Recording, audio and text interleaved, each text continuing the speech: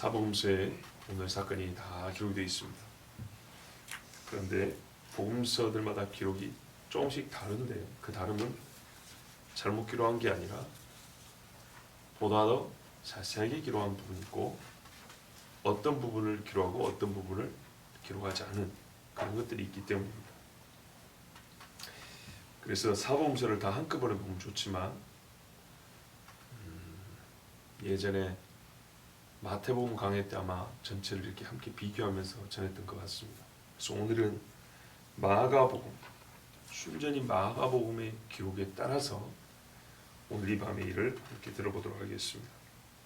베드로는 아랫뜰에 있었다 했습니다. 이 집이 있고 뜰이 있는데요. 대제사장의 집이 좀 높기 때문에 뜰이 우리가 보는 높이 정도 아니라 저 아래에 있는 것처럼 보입니다. 뿐만 아니라 집이 크면 마당이 하나만 있는 게 아닙니다. 안으로 들어가면 들어갈수록 안채에 가까워지고 뜰이 여러 개가 있게 마련입니다. 그래서 베드로의 불인 사건을 보면 안쪽에 있는 뜰이 하나 있고 바깥쪽, 그러니까 대문 쪽에 뜰이 있는 것이죠. 오늘 본 말씀에도 두 가지의 뜰이 나옵니다.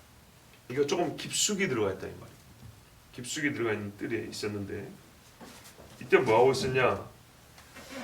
불을 쬐고 있었습니다. 앉아서 불을 쬐고 있는데 대제사장의 여종 하나가 왔습니다. 옛날 번역에는 비자라고 되어 있습니다. 한자 표현이죠. 여종 하나가 왔습니다. 일부러 누군가 의심스러워서 왔다기보다는 한밤중에 여종이 안 자고 뭐 하겠습니까? 일을 하고 있는 것이죠. 배가 고프고 춥고, 그러니까는 이 대제사장만 하더라도 제법 나이가 있는 사람이고 주변에 사내들은 공의원들, 갑자기 대식구가 온 거 아니겠습니까? 그러니까는 이 집 종들도 잠을 못 자고 일을 하고 있습니다. 상당히 스트레스가 많았을 것이고 긴장도도 높았을 것이고, 즉 날카로워질 수 있는 그런 상황이란 얘기입니다. 근데 이리저리 왔다 가다 일을 하다 보니까 눈에 띄는 한 사람이 있는 거죠. 그 사람이 베드로였습니다. 그래서 평상시 같으면 사람이 지나갈 수도 있는 것인데요. 오늘은 좀 날카롭잖아요. 조금 신경 쓰이고 또 특별한 밤이기 때문에 가까이 와서 봤습니다. 그랬더니 맞는 거예요. 자기가 짐작한 그 사람.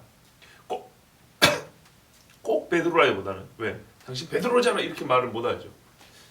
예수와 함께 있었던 사람 중에 하나라는, 그게 맞다. 그래서 67절을 보면 베드로가 불 쬐고 있는 것을 보고 주목하여. 그러니까 이것도 멀리서 확실하게 알아보고 온 게 아니라 확인차 가까이 와서 이렇게 사람을 쳐다본 거예요. 야, 이거 사람 기분 나쁘죠. 가만히 쳐다보이는 거. 그런데 주목하여 봤다 그랬어요. 가만히 보더니 맞네, 맞아. 너도 나사렛 예수와 함께 다닌 놈이지? 이렇게 물어본 거예요. 여러분, 예수님 오신다고 병자를 데려온 사람이 몇 명이요? 떡 얻어 먹겠다고 모인 사람이 몇 명입니까? 함께 있었던 적이 있는 사람은 수없이 많습니다. 그러나 함께 다닌 사람, 함께 있었도다 했으니까 언제 어디서 함께 있었다는 얘기냐? 그렇게 따지면 어느 시점에 어떤 사건에 함께 있었던 사람은 무지하게 많으나 여기서 함께 있었다는 얘기는 늘 함께하는 사람, 그러니까는 소위 그의 한 무리 중에 하나 아니냐, 이렇게 말을 한 겁니다. 평시에 왔다는 얘기죠. 평시에. 아마 이 여인이 대제사장의 종이기 때문에 예루살렘에 왔을 때 봤다는 뜻일 겁니다. 그렇죠. 여인이 뭐 갈릴리까지 가서 볼 일은 없었을 거 아니겠습니까? 물론 거기서 있다가 왔을 수도 있지만, 근데 이 여자의 말을 보세요. 번역이긴 하지만 굉장히 말투가 차갑죠. 차갑게 의지했습니다. 우리가 보통 여종이라 할 것 같으면 보통 여기서 말하는 여종들은 이제 좀 그 소녀 같은 그런 여성들인데 말투가 차갑습니다. 왜일까요? 오늘 이 밤에 고생을 누구 때문에 하는 건데요? 매우 실질적으로 생각을 해보세요. 예. 자, 이런 상황에서 베드로가 이와 같은 질문을 받으면 정말 가슴이 철렁하죠. 심장이 좀 약한 사람은 오금이 저린다 그러죠. 왜냐하면 남의 집에 왜 왔니 이 정도가 아니거든요.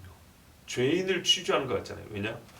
예수님과 한패라 하면 예수님처럼 이제 취급을 받을 수 있는 그런 위험이 있지 않습니까? 그래서 이 신분이 밝혀지는 순간 나는 저기서 취급받는 예수와 함께 다니는 사람으로서 함께 취급을 받을 거기 때문에 굉장히 두려워서 베드로가 뭐라고 했습니까? 여기까지 온 정도의 용기도 가상하지만 베드로는 여기서 부인합니다. 누구를 부인하죠? 누구랄 것도 없습니다. 완전 뿌리부터 부인해버린다. 나는 네 말하는 것이 무엇인지 알지도 못하고 깨닫지도 못하였노라. 같은 말 같지만 약간 다른 느낌입니다. 뭐냐면 네 말하는 것이 무엇인지도 모른다는 얘기는 아예 못 알아먹겠다는 얘기입니다. 즉 상황 파악이 안 된다는 얘기죠. 그죠?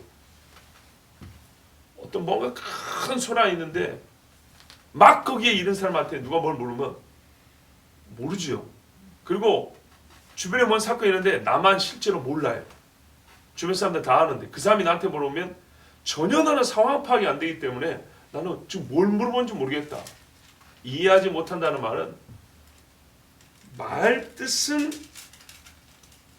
알겠는데, 그러니까는 무엇을 물어보는 것은 알겠는데 그 내용을 내가 이해하지 못하겠다. 깨닫지 못한다는 말은 이해하지 못하겠다. 그러니까는 나하고 무슨 상관인지 모르겠다. 좀 더 현실적으로 말하면 나사렛 예수? 그가 누구지? 이게 첫 번째, 네 말이 무슨 말인지 모르겠다. 이것이라면 깨닫지 못한다는 말은 나사렛 예수와 내가 무슨 상관이지? 그 말입니다. 나는 나사렛 예수하고 나하고 뭔 상관이기에 네가 물어본다. 이것도 모르겠고 나사렛 예수? 그 사람 누군데?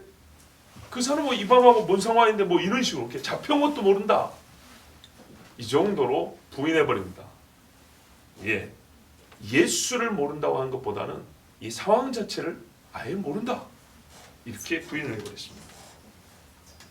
이러고 자리를 피했습니다. 그리고 어디로 갔습니까? 앞들러 나갈새.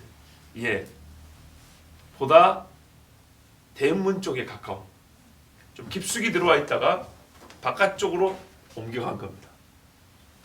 우리 번역이 없지만 본래 성경에는 여러분 각주 1번에 달려있죠. 마침 닭이 울더라. 보이십니까? 이게 원래 원문에 있는 겁니다. 다 뺀 것은 있는 걸 뺀 것이지. 자, 닭이 울었습니다. 앞들로 피해 가는데 닭 울음소리가 났어요. 저 멀리서 들렸다고 생각할 필요는 없습니다. 대제사장 집에서 식용으로 짐승을 안 키우겠습니까? 대식구를 거느리니 큰 집에서. 부잣집도 닭이 있는 것이지 가난한 집에 닭이 있겠습니까? 극도의 긴장감 속에 있기 때문에 베드로는 닭 울음소리를 듣지 못했습니다. 이것이야말로 지금 정말 무슨 일이라는지도 모르고 자리를 옮겨가는 중입니다. 그래서 닭 울음소리가 들렸지만 듣지 못한 것이고 주님 말씀이 생각나지도 않았습니다. 그래서 바깥쪽 데려왔는데 여기도 사람들이 춥기 때문에 역시나 불을 쬐고 있었으나 이 밤에는 전부 다 비상대기 상태입니다. 종들이 밖에서 기다리면서 여기저기 그룹을 지어서 불을 쬐고 있는 거죠. 어떤 데는 자리를 깔고 앉는 데도 있고 어떤 데는 서 있는 데도 있고 여기서는 서 있었습니다. 이렇게 가만 추워서 또 그 옆에 가서 불을 쬐고 있는데 또 다른 여종이 곁에 선 사람들에게 소근소근도 아니었을 거예요. 들릴 정도로 저 사람 어디서 본 것 같은데 하면서 이야기를 했습니다. 이 사람은 그 당이라, 그 도당이라 이렇게 얘기를 했습니다. 소금되는 정도가 아니죠. 옆에 사람들이 전부 다 이제 베드로를 주목해 보겠죠. 그리고 이제 한마디씩 했겠죠. 그 여자는 더 크게 말했을 것이고, 딱 한마디하고 그치지는 않았을 겁니다. 왜요? 진짜 이 밤에 고생한 게 누구 때문이고, 이 말투를 볼 때 이 사람들 중에는 예수 믿는 사람 한 명도 없는 거예요. 지금 예수를 잡았어요. 그 유명한 예수를 잡았어요. 근데 이 사람들이 뭐 때문에 소근소근 얘기를 하겠습니까? 근데 여기서 놀라운 것이 있는데, 놀랍다기보다 우리가 좀 주목해야 될 게 있는데, 이 사람은 그 도당이라.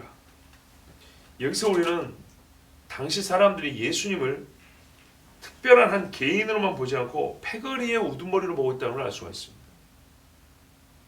어떤 조직의 우두머리로 보고 있다는 겁니다. 뭐 조폭이라는 의미는 아니고요. 예. 그래서 소위 신학적으로는 예수 운동이라는 개념이 있습니다. 예수 물질 하나의 물결이라도 웨이브가 있다는 거예요. 운동의 물결이. 그걸 어떻게 정의하느냐는 사람마다 좀 다르지만 하나의 예수 운동이라고 보일 만한 개인의 운동 움직임으로 끝나지 않고 사람들의 마음이 움직여서 예수와 함께 이렇게 하나의 흐름이 생긴다. 그러니까 이 말을 보면 거의 틀린 건 아닙니다. 내용을 어떻게 규정하느냐는 문제입니다. 그게 혁명이냐, 그게 도덕운동이냐, 아니면은 소위 진짜 종교적 차원에서만 보면 유대교를 개혁하고자 하는 것이냐. 그러지는 않죠. 고작 그거 하려고 예수님 오시지 않았죠. 옛날에 선지자들도 고작 그 정도를 원하지는 않았어요. 요시야 왕도 고작 그 정도를 원하고 귀신 집을 부셔가지고 변속관 만들지는 않았어요. 자, 하여튼 이때 사람들이 뭐라면 일종의 예수파를 생각을 했습니다. 그리고 예수는 예수파의 우두머리인 겁니다. 나사렛 예수는 그 파의 우두머리입니다.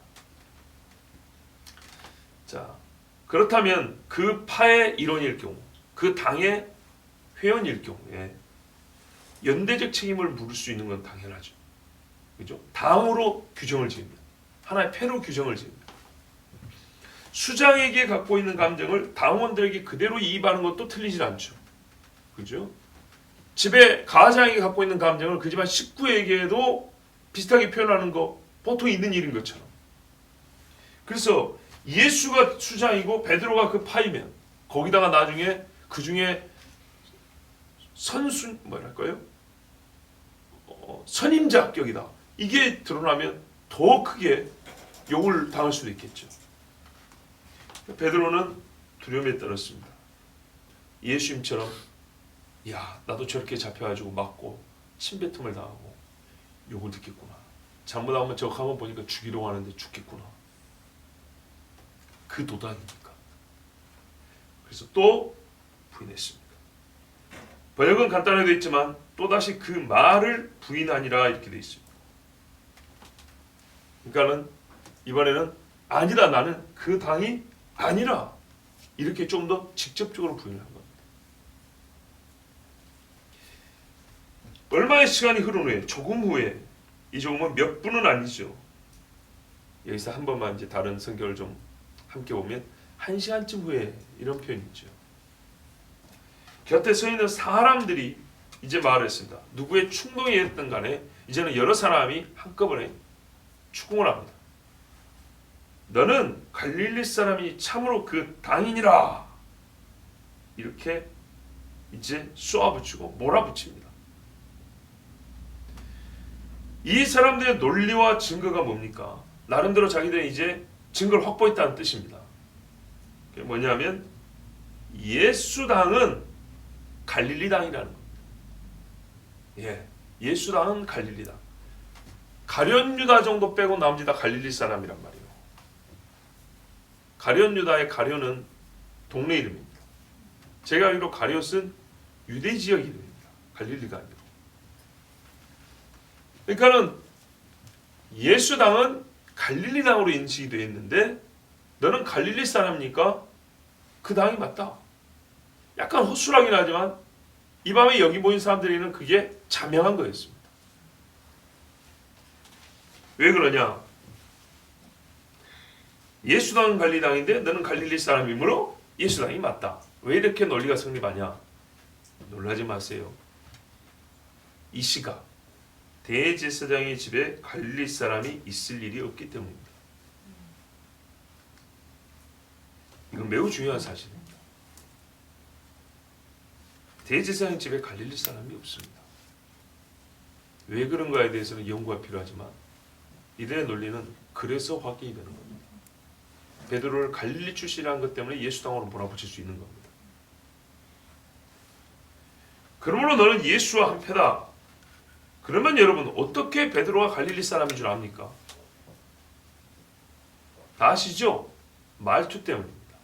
말투. 억양이죠. 우리 번역에 그래서 빠진 게 있어요.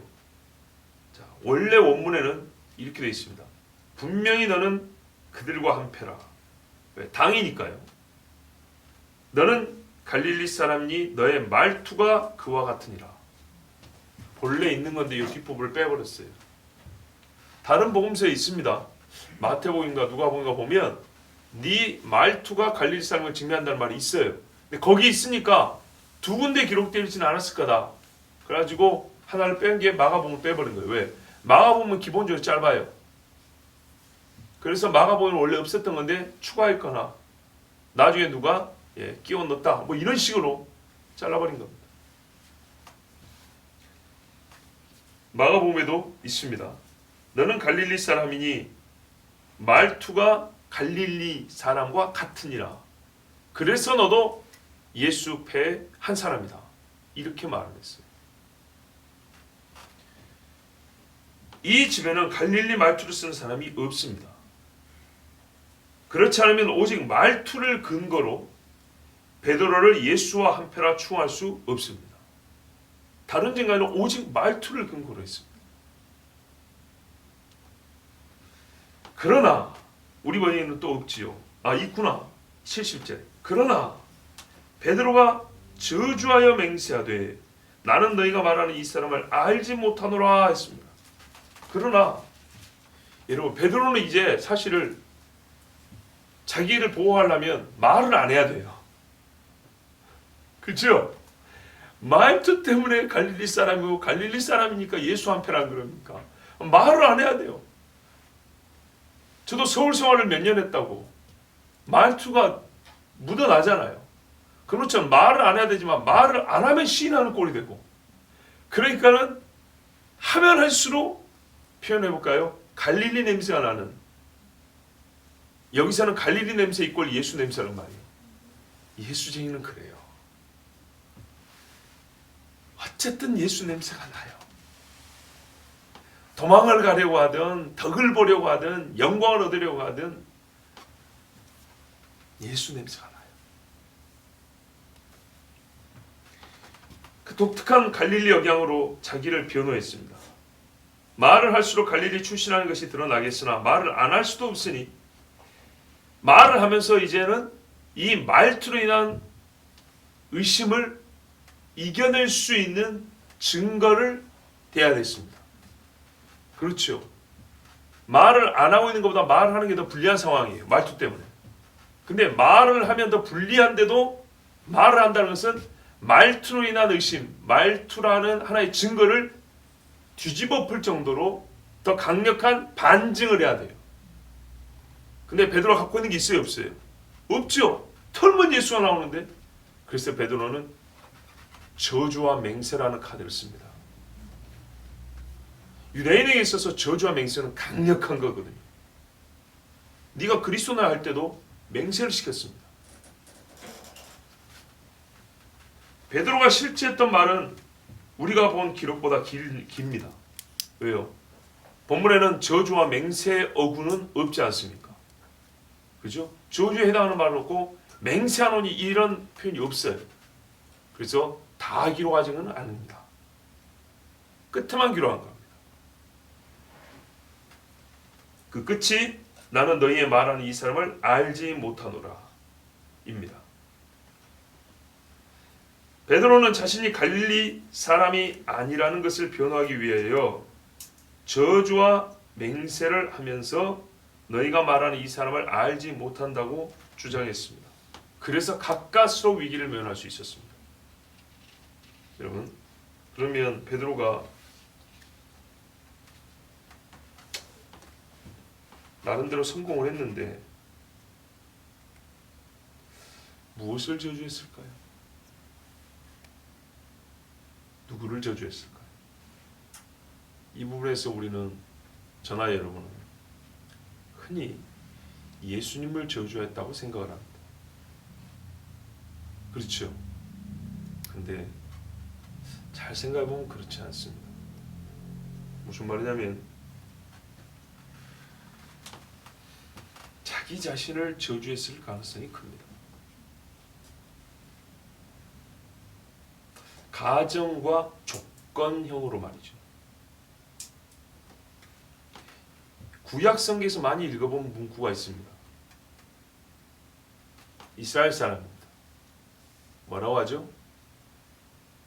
내가 만일 갈릴리 사람이라면 여호와께서 내게 벌 위에 벌을 내리시기를 원하노라. 이런 식의 표현이죠. 많이 들어보셨죠? 다윗이 나발을 죽이러 갈 때도 내일 아침까지 내가 이 집에 벽에다 오줌 누는 놈들 중에 하나라도 남겨놓으면 여호와께서 내게 벌 위에 벌을 내리시기를 원하노라.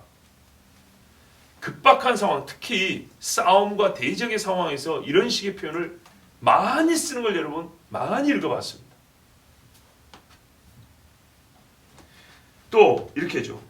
내가 맹세하여 말하노니 나는 갈릴리 사람이 아니라. 이런 식의 표현이죠.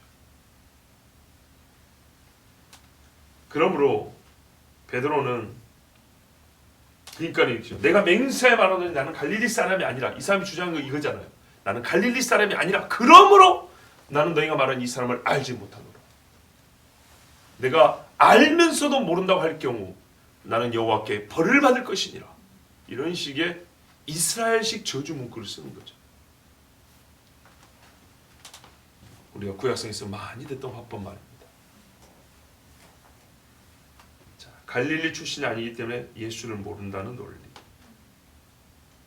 그렇다면 베드로는 오늘 두 가지를 부인한 셈입니다. 예수와 자기 자신입니다. 갈릴리 사람 아니라고 했습니다. 예수를 모른다고 했습니다. 나는 예수를 알지 못하는 사람이다. 사실은 자기 부인이죠. 예수를 아는 나를 부인한 거고 갈릴리 사람이 나를 부인한 거죠. 그러나 여기는 동반하여 이 갈릴리 사람과 예수를 안다는 것이 곧 예수님과 밀접한 직접적 상관관계가 있기 때문에 예수를 모른다는 뜻이죠. 그 패가 아니라는 뜻이죠. 그래서 예수와 자기 자신을 부인하게 됩니다. 우리에게는 예수와 함께 이 땅을 걸었던 사실이 있고 예수와 함께한 일이 있고 예수님께 드려버렸던 나의 마음, 내 삶이 있습니다. 흔적이 남아 있습니다.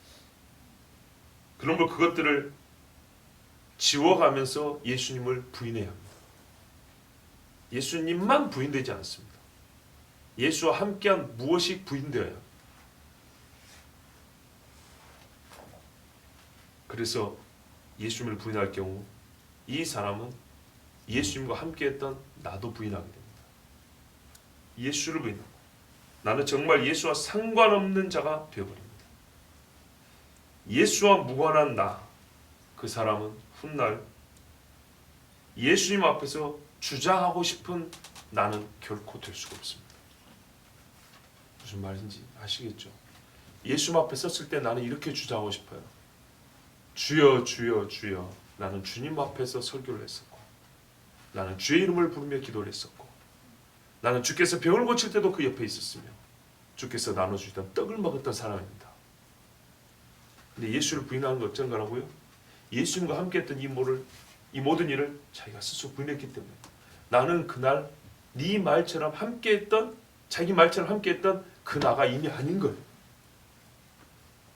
갈릴리도 아니라는데 갈릴리 해변을 걸었던 베드로가 어디 있어요?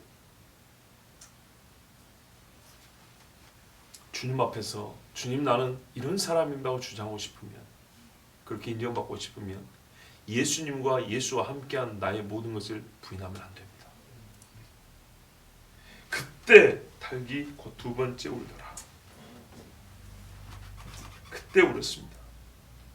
참 이 시점을 가리켜주는 표현들을 번역하지 않은 것은 너무너무 잘못한 겁니다. 이에 베드로가 예수께서 자기에게 하신 말씀 곧 닭이 2번 울기 전에 네가 3번 나를 부인하리라 하심이 생각이 됐습니다. 기억되어 생각하고 울었더라. 그때 이 2번째 울었습니다. 한 마리가 2번 울었는가, 아니면 다른 닭이 울었는가, 아니면 여러 닭이 함께 울었는가, 그것은 그렇게 중요하지 않지만 새벽이 점점 밝아오고 있어서 2번째 닭이 우는 때였습니다. 베드로는 아까와는 달리 이 닭 울음소리에 정신이 번쩍 떴습니다. 자기 정신이 아닌 거죠. 주님이 말씀하셨기 때문에. 베드로를 깨우고자 하는 주님의 진짜 자명종 소리였습니다. 순간 가슴에서 샘이 터지듯이 눈물이 터져나왔습니다. 여러분, 눈물은 눈에서 시작하지 않고 가슴에서부터 솟아나오는 겁니다. 시몬 베드로는 예수님의 말씀을 계속 생각하면서 크게 울었습니다. 통곡을 했다 했습니다. 통곡. 가슴에서부터 눈물이 터져나오는 겁니다. 주의 말씀이 베드로를 울게 했습니다. 보세요. 내가 예수님을 부인했어. 이러한 생각할 겨를이 없었어요. 근데 왜 울었냐 했더니 자기의 양심이 아니고요, 예수님의 말씀이 나를 울게 했다 그랬어요. 네가 닭이 2번 울기 전에 나를 3번 부인할 거다. 네가 나를 3번 부인할 때 닭이 2번째 울 것이다. 이 말씀이 베드로 하여금 눈물이 가슴에서 터져나오게 했어요. 주님을 부인하였다면 나를 낮추어 울게 하는 말도 생각나야 합니다. 나를 울게 하는 말이 생각나지 못하는 사람은 회개를 못하므로 그는 가룟유다와 같이 됩니다. 우리 번역은 기억되어 생각하고 울었더라 했습니다. 생각하고 울었더라 했으니까 보세요. 예수 말씀이 딱 떠올랐어요. 그리고 그것이었구나 이렇게 깨닫고 깨달은 후 운 걸로 돼 있지만 본래 번역은 그게 아닙니다. 기억이 났어요. 그리고 계속 생각하며 울었다는 겁니다.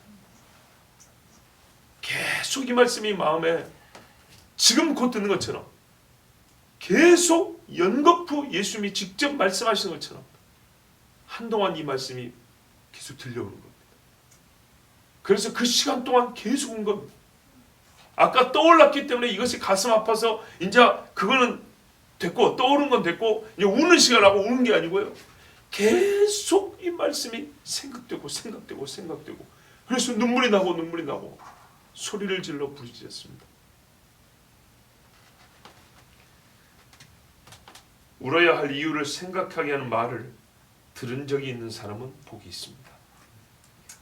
이 세대가 울어야 하는데도 울지 못하는 것은 나를 지금 울게 할 말을 전에 들은 적이 없으며, 베드로처럼 들은 적이 있었는데 들은 적이 없으며, 들어도 그 말을 잊었으며, 그 말을 떠오르게 하는 사건을 얻지 못했으며, 또는 그 말이 떠올라도 내가 지금 무엇을 했는지를 자각하지 못한 것. 베드로가 이 말을 떠올렸을 때, 주님이 떠오르게 했을 때 그는 예수님을 부인하고 있는 자기를 자각했어요. 나 지금 뭐하고 있다? 예수를 부인하고 있다. 근데 우리가 전에 나를 지금 울게 하는 말을 들은 적이 있는데도 왜 모르냐? 내가 그 말과 무슨 상관인데? 나 예수 부인 안 하고 있어. 나 예수 잘 믿고 있어. 근데 왜 내가 지금 울어야지? 이러니 눈물을 흘릴 수가 없는 겁니다.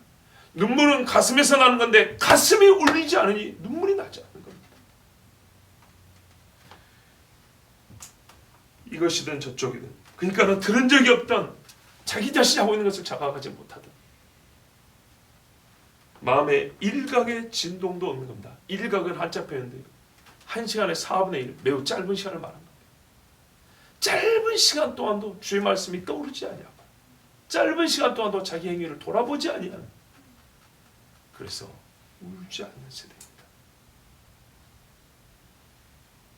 듣지 못했든 자각하지 못했든 잊어먹었든 이것이든 또는 저쪽이든,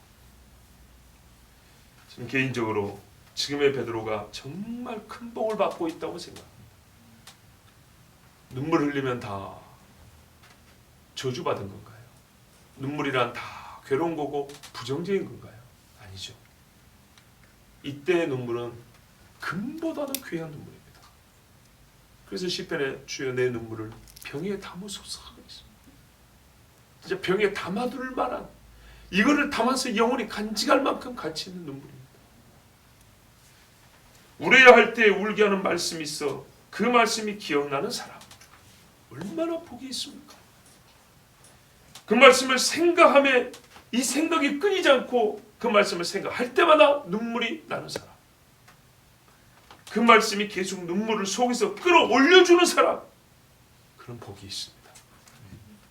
그래서 베드로는 우리가 신앙생활에서 제일 많이 하는 말이죠. 은혜.